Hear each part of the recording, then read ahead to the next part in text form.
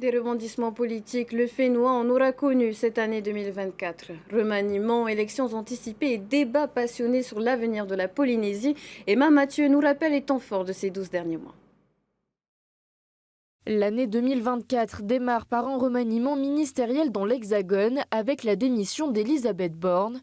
Peu d'impact pour le Fénois qui a les yeux tournés sur le dégel du corps électoral en Nouvelle-Calédonie. Il faut rendre à César ce qui appartient à César. En mars, l'avenir institutionnel des Outre-mer était au cœur des discussions d'une mission d'information de l'Assemblée nationale venue 5 jours en Polynésie.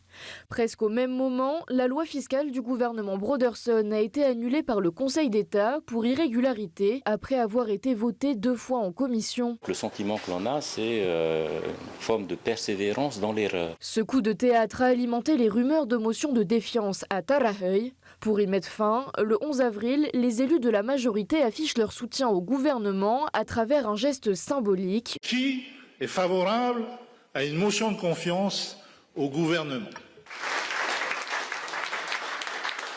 C'est en mai que les voyages du Tavini en Azerbaïdjan commencent à faire polémique après la signature d'un partenariat avec le groupe d'initiative de Bakou. Les indépendantistes y voient une opportunité de peser à l'ONU. L'opposition redoute des ingérences étrangères. Le 17 mai, l'heure est au bilan de la première année de mandature du gouvernement Broderson. Ce bilan est très pauvre. Le président est dans le déni de réalité. On voit qu'il y a un vrai ralentissement économique, même si le président le conteste. Place ensuite aux législatives anticipées. La dissolution de l'Assemblée nationale a écourté les mandats de Steve Chayou, Temat Ey Le Gaïk et Mereana Redarbelo. Les partis ont eu 3 semaines pour faire campagne et mettre au point leur stratégie. Côté Tavini, le trio sortant se relance dans la course électorale. Les autonomistes, eux, se sont réconciliés et ont fait front commun au sein de la nouvelle plateforme Amui-Tatou. Pari gagnant pour le camp rose qui décroche 2 des 3 circonscriptions avec Moerani Frebo élu dès le premier tour, puis Nicole Sanker au second. Chez les indépendantistes, seule Mereana Redarbelo parvient à conserver son siège au Palais Bourbon. Un changement du paysage politique local qui interroge. Je pense que les raisons de la sanction doivent venir en dehors des candidats eux-mêmes. Entre une victoire écrasante l'an dernier et une défaite cette année, il ne peut pas y avoir un aussi grand écart en 1 an de gouvernance. Le 16 juillet, le Vieux Lion annonce son retrait de la présidence du Amui-Teira Aotenun à Maohi.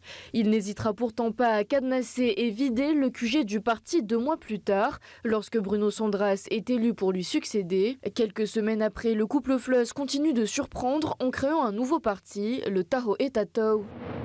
Du changement également dans le gouvernement Broderson avec plusieurs remaniements. Après 2 lois fiscales retoquées par le Conseil d'État, Teveiti Pomare a été remplacé par son conseiller technique Warren Dexter.